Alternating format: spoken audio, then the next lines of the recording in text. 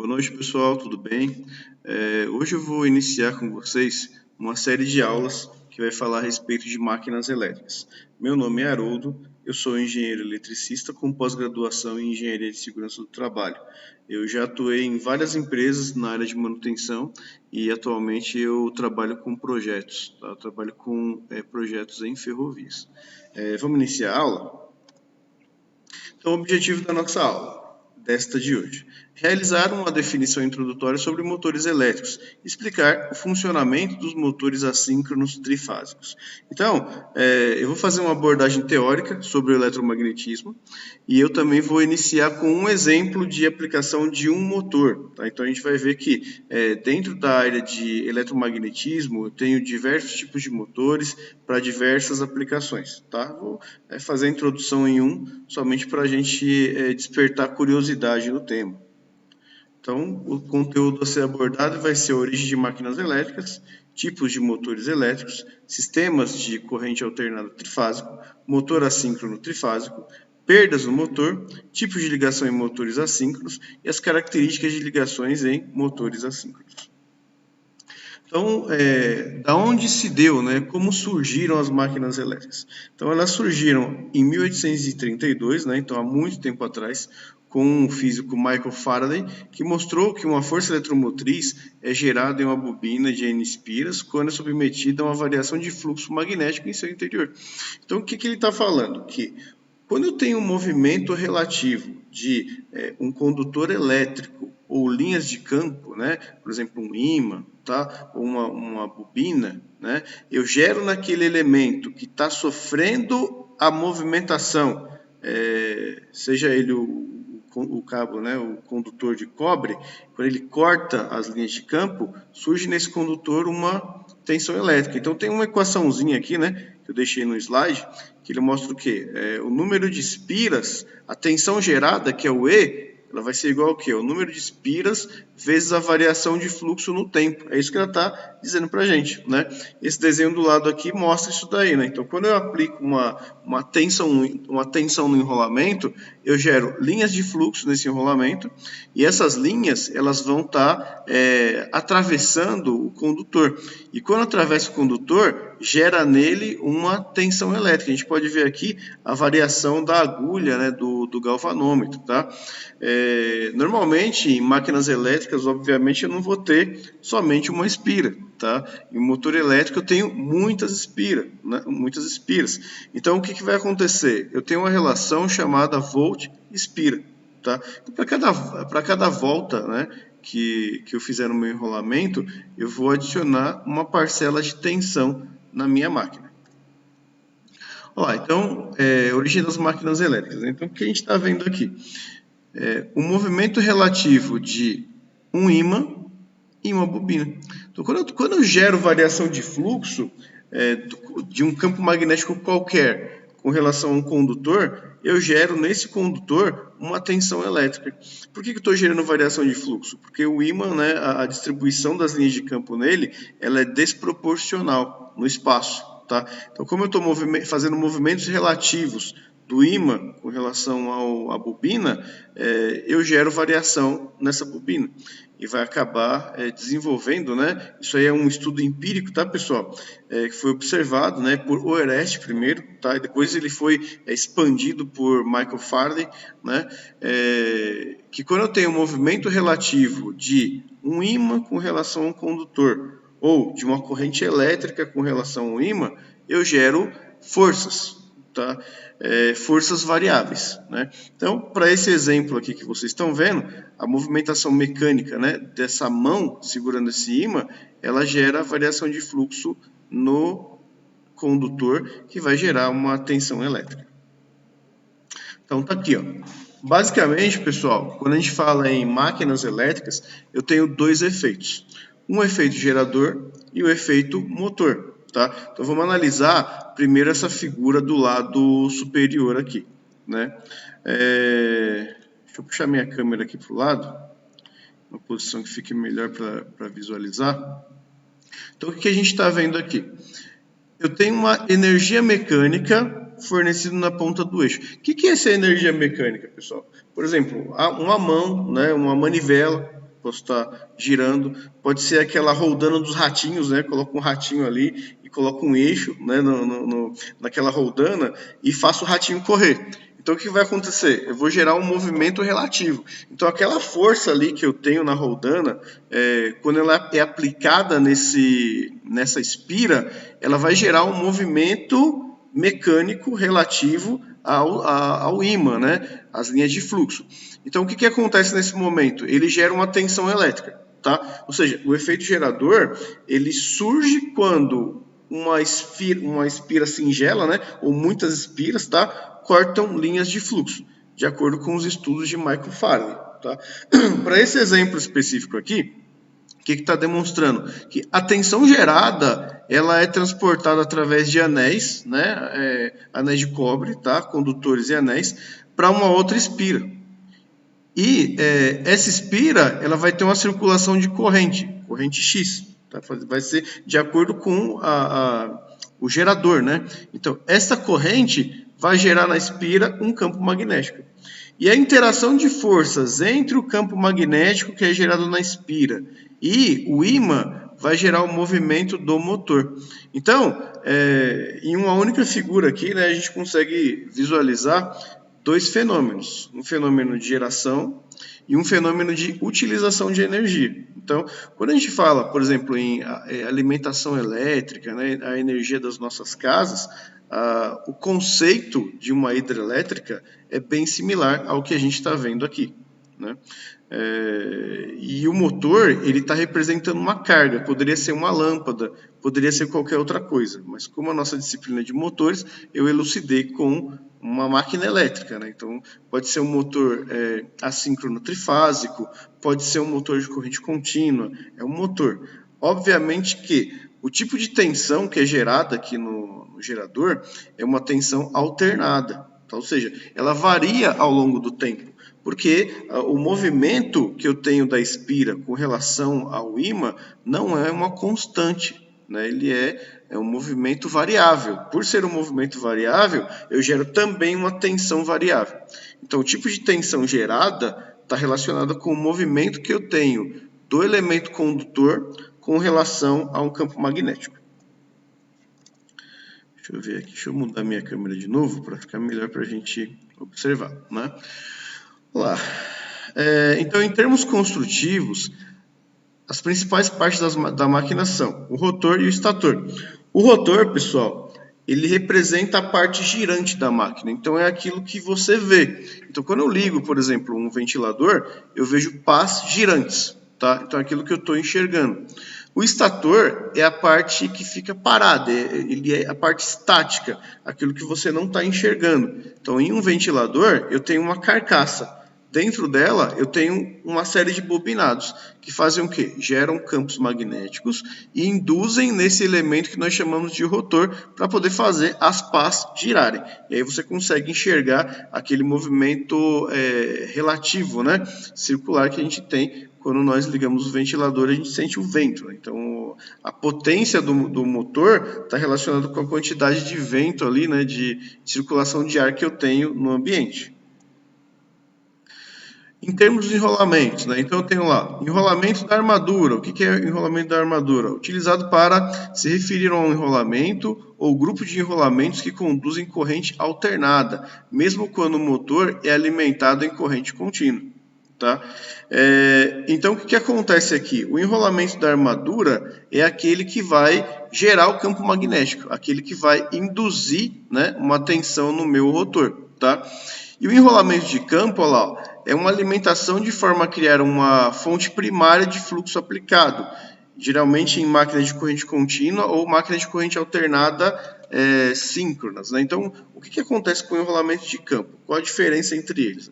Enquanto o enrolamento da armadura cria o que nós chamamos de campo magnético girante, né? Ou campo polar para poder fazer a movimentação do rotor, o enrolamento de campo ele é como se fosse um empurrãozinho que eu faço, né, para fazer o meu rotor iniciar um giro. Então, eu gero um campo magnético nele, um campo auxiliar, e quebro a inércia do motor. Então, o motor inicialmente está parado, né? E então ele não se movimenta, é como se fosse um ímã. tá? Ele fica estático. Então, o que eu preciso? Eu preciso ter um desnivelamento dos campos para fazer com que esse rotor que está parado, estático, ele comece um giro.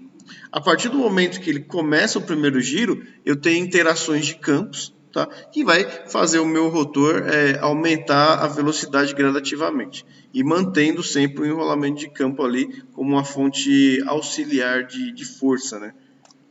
Olha lá. Esses são os tipos de motores que nós temos atualmente na indústria. Muitos desses que estão relacionados aqui não são utilizados. Por quê? O que é o mais utilizado aqui, pessoal?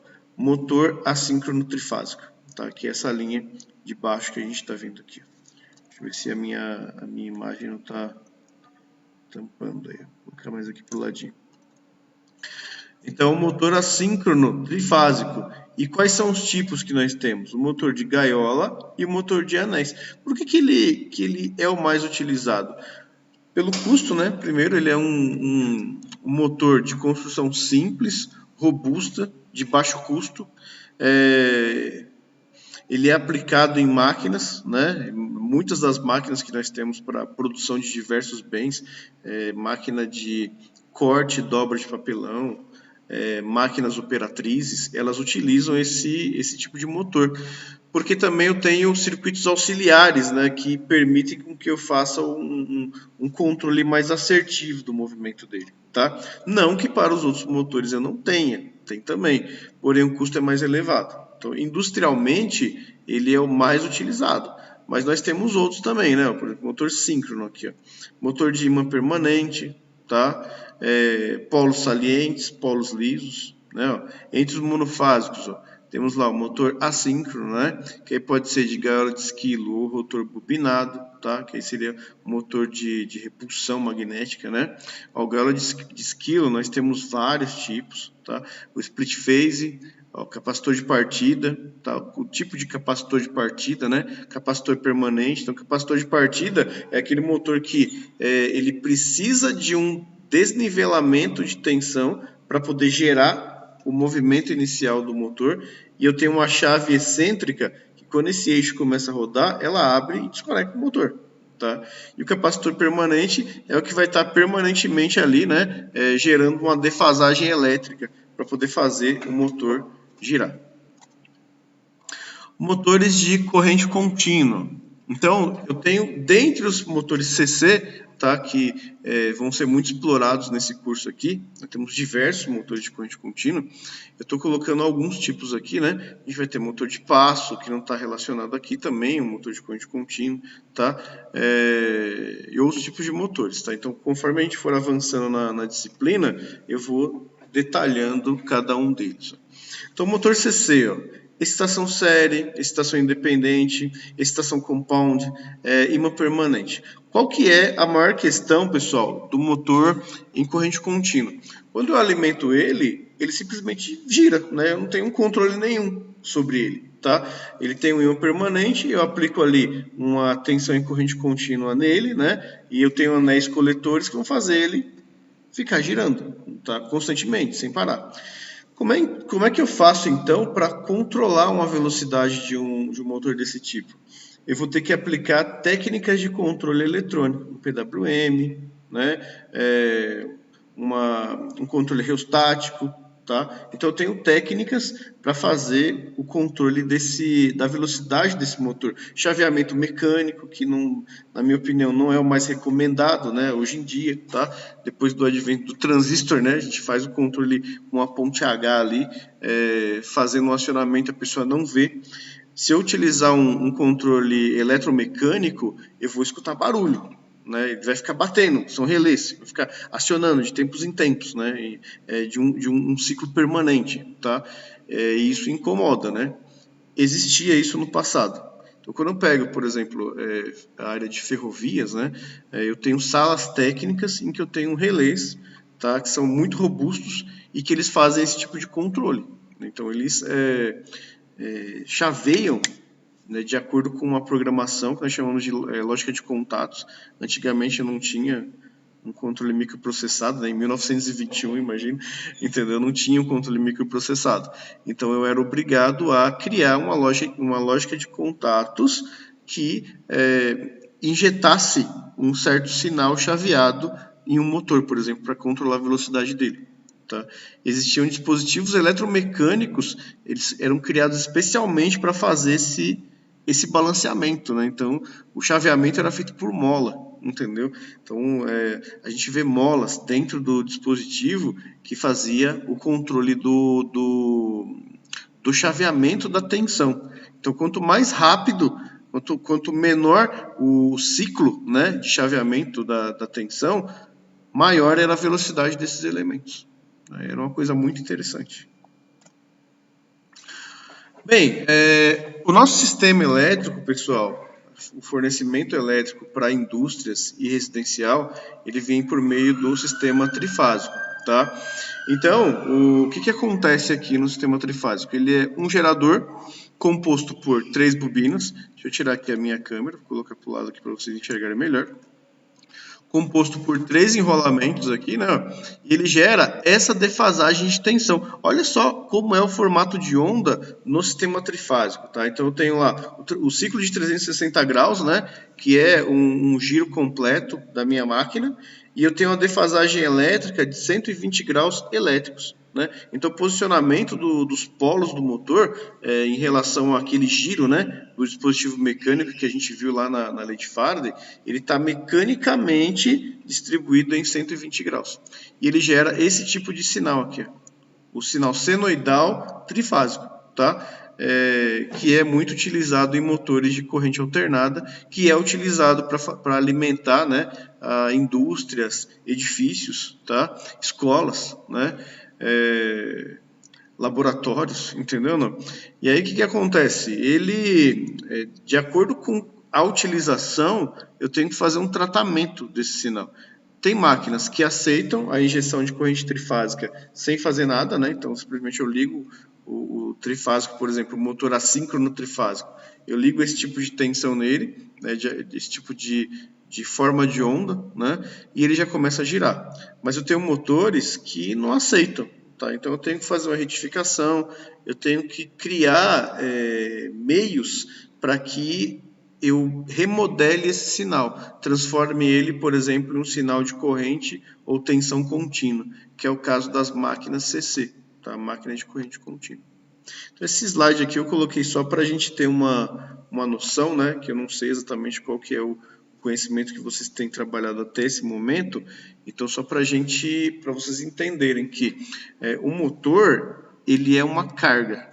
Então, o que eu considero como uma carga, pessoal? Uma lâmpada é uma carga, tá? Eu chamo de carga. Um celular é uma carga. Uma televisão é uma carga, tá?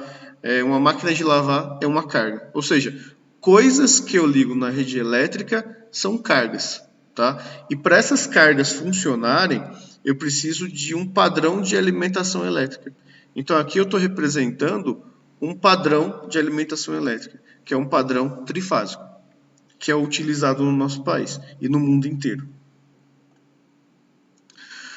O motor assíncrono trifásico, que é aquele exemplo que eu prometi no início da aula, que eu iria passar para vocês. Então, ó, dentre os motores de corrente alternada, ele é o mais robusto, né? Então, a construção física dele é uma construção robusta, né? Ele suporta a variação de tensão.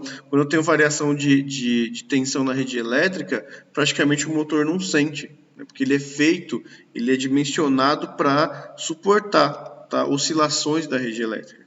Então, ó, tem menor desgaste frente a outros tipos de motores, porque o motor assíncrono trifásico, praticamente ele não tem ele tem os rolamentos, né? Rolamentos dos eixos, mas ele não tem um contato com escovas de carvão. Eu não dependo de elementos mecânicos para fazer ele funcionar. A partir do momento que eu alimento o estator dele, eu gero um campo magnético girante, e esse campo magnético girante induz uma tensão no rotor, e essa tensão induzida no rotor gera um movimento.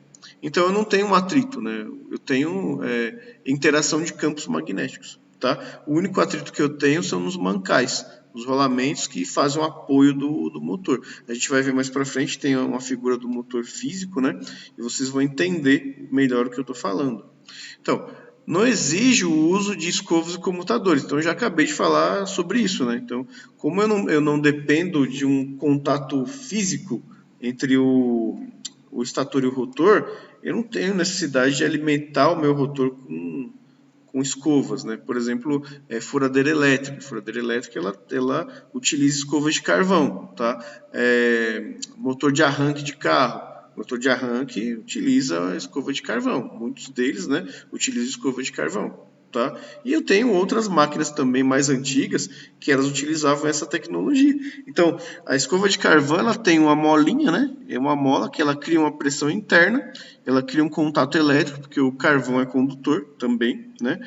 E ela permite a transmissão de energia da minha fonte de corrente contínua, de corrente alternada, para o meu motor. Normalmente é utilizado fonte de corrente contínua. Eu utilizo um comutador para poder transformar ela em corrente alternada. O pico de corrente atinge até 10 vezes o valor da corrente nominal. Então, em motores assíncronos, pessoal, quando eu faço a partida do motor, lembra que o motor desligado está em estado de repouso. Então, estou com o eixo parado, toda a estrutura mecânica dele está ali estática, né? A partir do momento que eu faço a partida desse motor, eu preciso quebrar a inércia. Então, eu preciso movimentar todo aquele conjunto mecânico. E para criar esse movimento, normalmente o motor drena mais corrente da rede, para poder criar um campo magnético maior, para poder criar o torque necessário para ele iniciar o movimento. Essa drenagem de corrente, ela tem essa magnitude de até 10 vezes o valor da corrente nominal. Ah, professor, o que é corrente nominal?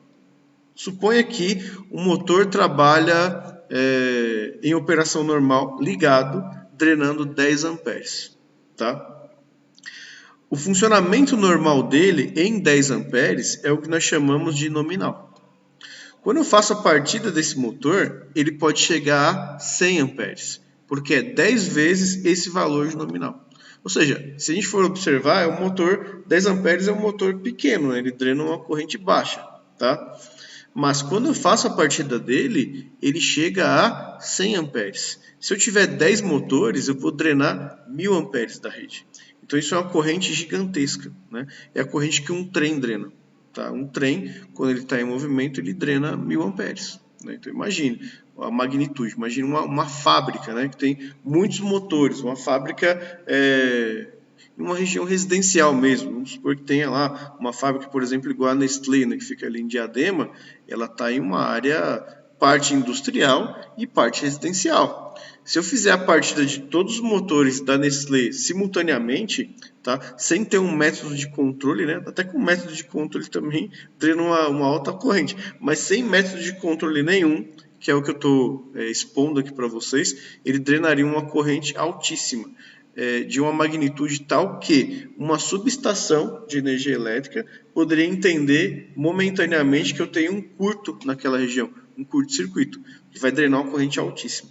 E o que iria acontecer? Apagão no bairro. Ia acabar a energia em todas as casas e inclusive na indústria, tá? Em virtude de uma partida simultânea de motores de alto valor de corrente, acima de 10 amperes. Então tá aqui, pessoal. Essa é a característica física do motor assíncrono trifásico, né? Então eu tenho aqui uma carcaça. A função da carcaça é dissipar o calor que é gerado, né, pela interação eletromagnética do estator e do rotor. Tá? Então eu tenho aletas de dissipação aqui, né? Deixa eu ver se minha câmera... Se eu mudar minha câmera aqui para cima, para poder enxergar melhor. Legal. Então eu tenho aqui, ó, aletas de dissipação e eu tenho o ventilador. Então a partir do momento que esse eixo aqui começa a girar, o ventilador, né, que está na parte de trás do motor, ele assopra as aletas. Tá? Para quê? Para você tirar o calor que está no motor. Então eu tenho o estator, tá vendo? Ele é um trançado, né, de fio de cobre, tá? Composto por 3 enrolamentos, igual eu mostrei para vocês naquele slide anterior, que a gente falava sobre as fontes de energia trifásico, então eu tenho 3 enrolamentos aqui nesse estator. Tá? O rotor, que é essa parte do meio aqui, né? Tá? A parte girante, né? Parece um pedaço de metal, só metal, mas eu tenho na verdade ali anéis bobinados, tá? Eu tenho uma estrutura que ele vai receber um campo magnético, ele tem uma indução de acordo com a lei de Lenz e vai criar uma interação mecânica, né, entre o rotor e o estator. E na parte de fora do motor eu tenho uma caixa de ligação. A caixa de ligações, ela é exclusivamente do estator. Então, ela é o ponto onde eu vou colocar a minha energia elétrica para poder alimentar, né, esse estator e gerar todo o movimento que o motor faz.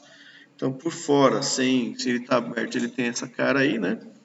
Normalmente os motores são pintados de azul. Então, o maior fabricante que existe, né, tá, desse tipo de motor é do Brasil. Até coloquei aqui o motor da WEG. A WEG tem cursos que treinam as pessoas, né, é gratuito inclusive, um cursinho para você aprender como funciona um motor assíncrono trifásico, tá? E ele é um produtor internacional, o maior produtor de motores do mundo. Ela fabrica excelentes motores, fica em Jaraguá do Sul, né, uma indústria brasileira. Então, pessoal, quais são as perdas que eu tenho no motor elétrico? Então, a gente viu lá que o motor, fisicamente, ele gera calor, né? Então, eu tenho aletas de dissipação, tá? Então, quais são as perdas que nós temos neles? Ó, nós temos perdas elétricas, né? As perdas elétricas, pessoal, elas estão relacionadas com o aquecimento. Então, quando o motor ele aquece, ele gera no fio esmaltado, né? Vocês viram que é um fio esmaltado que está ali no estator, um efeito chamado efeito Joule. E o que é o efeito Joule? Ele é uma agitação das moléculas de um condutor. Essa agitação ela gera uma resistência elétrica, tá? Então, o aquecimento gera resistência elétrica.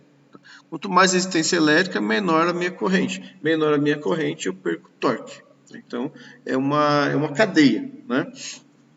Olha lá, qual a próxima perda? Perda magnética.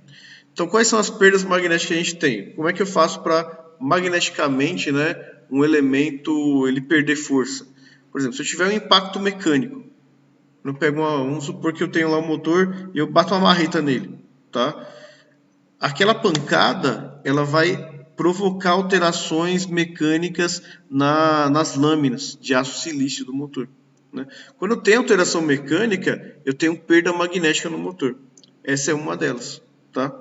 Quando eu tenho um aquecimento no motor, ele também gera aquelas agitações, né, que eu acabei de comentar do efeito Joule, também no núcleo dele, né? E eu tenho perdas magnéticas com isso daí, tá? Por temperatura, né?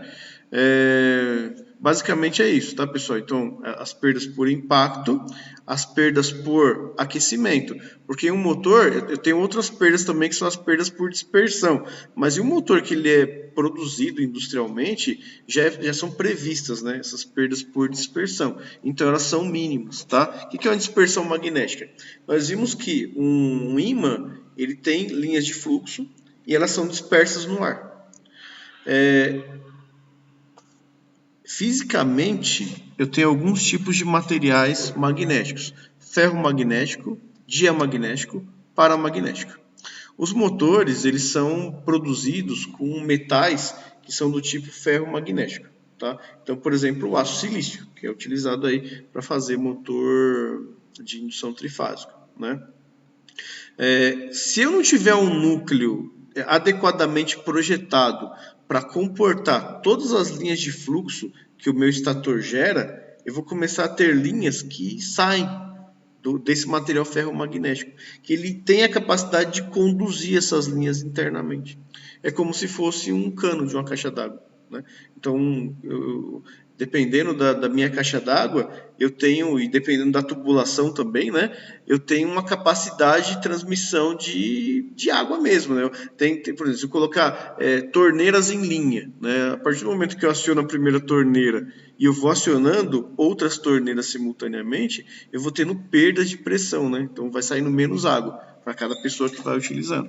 A ideia é mais ou menos a mesma, tá? Então, quando eu tenho ali um motor e ele não foi projetado adequadamente, pode ser que as linhas de fluxo não sejam conduzidas ali, né? Ele não tem a capacidade de absorver, então ele vai perdendo isso daí. Tá? Ó, perdas mecânicas. Perdas mecânicas está mais relacionado com mancal, né? Oxidação, entendeu? Não, tá? Que acontece na utilização mesmo, né? Do motor, desgaste, né? Perdas parasitas. As perdas parasitas, pessoal, elas são provocadas pelo próprio fluxo magnético do motor. Então, quando eu ligo o motor, existe um fenômeno chamado autoindução. O que vem a ser a autoindução? Quando eu faço um condutor cortar linhas de fluxo, eu gero no condutor uma tensão e uma corrente.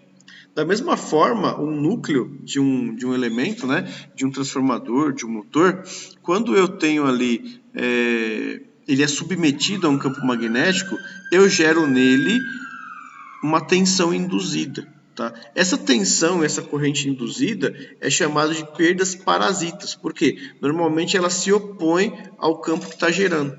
Então ela gera uma relutância, né? Ela gera como se fosse uma composição vetorial contrária, como se eu tivesse uma energia de 10 kg puxando para a direita e 5 kg puxando para a esquerda. Então teria uma resultante de 5, né? Total, porque aqui puxa para a esquerda, diminui a força da energia da direita, tá? Então é mais ou menos nessa linha.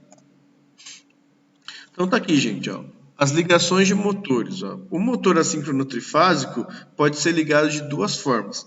A ligação estrela, que é essa que eu estou demonstrando para vocês, que elas têm algumas características, né? Está sendo demonstrado aqui, ó.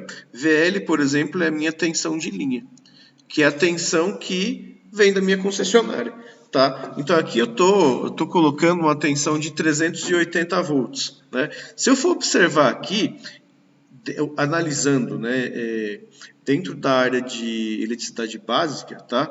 Eu tenho um circuito em série aqui, ó. São duas bobinas, ó, né? Então eu vou ter o quê? Como é um circuito em série e eu tenho uma tensão, nesse caso aqui de 380 volts, essa tensão ela vai ser distribuída entre as bobinas desse motor aqui, que é chamada de tensão de fase, VF. Né? O decaimento de tensão em cada uma dessas bobinas, ele decai de raiz de 3. Tá? Isso aí também é obtido através da integral do sinal que entra e que alimenta, né, os motores, tá? Então, para 380, se eu for dividir aqui 380 por raiz de 3, eu vou obter aproximadamente 220 volts. Ou seja, cada enrolamento do meu estator do motor vai ter uma queda de tensão, né, uma tensão aplicada de 220 volts. Tá? Então, no centro aqui eu tenho um neutro, né? A característica da ligação estrela é se eu ligo as extremidades das bobinas em um mesmo ponto, gerando um ponto de neutro. E alimento as outras extremidades com a tensão alternada da rede. Tá?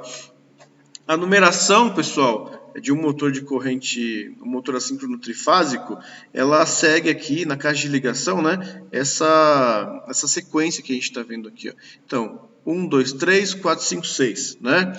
Sendo que a primeira bobina seria 1 e 4. A segunda bobina, 2 e 5. A terceira bobina, 3 e 6. Tá? Então, curto-circuito 4, 5, 6 e alimento o meu motor por 1, 2 e 3. As características da ligação estrela.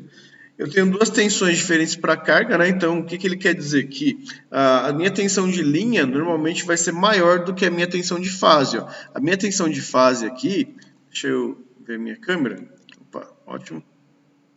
A minha tensão de fase, ela é a tensão de linha sobre raiz de 3. Então, o VL seria, por exemplo, no caso anterior, né, 380 por 1,73. Aí daria mais ou menos 220. E a corrente de linha é igual à corrente de fase. Então, vamos voltar no slide anterior. Se eu for observar a corrente aqui, pessoal, a alimentação trifásica, ó, ela vem, né, da concessionária, é chamada de corrente de linha. Só que eu tenho um circuito em série aqui. Então, a corrente não se divide. Ela vai passar por um único caminho. Portanto, a mesma corrente que vem da concessionária é a corrente que está circulando pelo enrolamento. E é isso que está sendo dito aqui, ó. Corrente de linha é igual a corrente de fase, porque ela não se divide, tá? Eu tenho também o tipo de ligação em triângulo. Então, em triângulo já começa a ficar mais complicado. Por quê? Ou diferente, né? Não vamos falar complicado, é diferente, na verdade, tá? Então, a minha corrente de linha, ela vem da concessionária, ela chega nesse ponto aqui, ó. Deixa eu ver se minha câmera não está tampando, não tá. Ela chega nesse ponto e se divide, uma parte para cada bobina, né? Ou seja, quando eu faço uma partida em triângulo, suponha que eu vou partir um motor em triângulo. A tendência é que o meu motor ele demande mais corrente da rede para poder funcionar. Por quê? Porque a corrente se divide aqui, né? Então eu tenho parcelas de corrente no enrolamento, tá? E a gente vai perceber o seguinte, que a minha tensão de linha é igual à minha tensão de fase, porque nesse caso aqui, ó, entre R e S, eu tenho uma bobina que está ligada em paralelo com a minha fonte, tá? A conexão dela, física, né, na caixa do motor, ela se dá de acordo com o diagrama aqui ao lado. Deixa eu puxar minha câmera para o outro lado, para a gente conseguir enxergar. Então, se eu quero ligar um motor comercial assíncrono trifásico em triângulo, nas pontas do meu motor, na caixa de conexão, eu tenho que ligar a ponta, né, ou o número 4 com 2, 5 com 3, 1 com 6, tá? Sempre vai ser dessa forma, sempre vai ser dessa forma, né? A menos que eu não tenha identificação no motor. Se não houver identificação, aí você vai ter que identificar, né? Você vai ter que fazer a medição do enrolamento e você atribuir números para eles.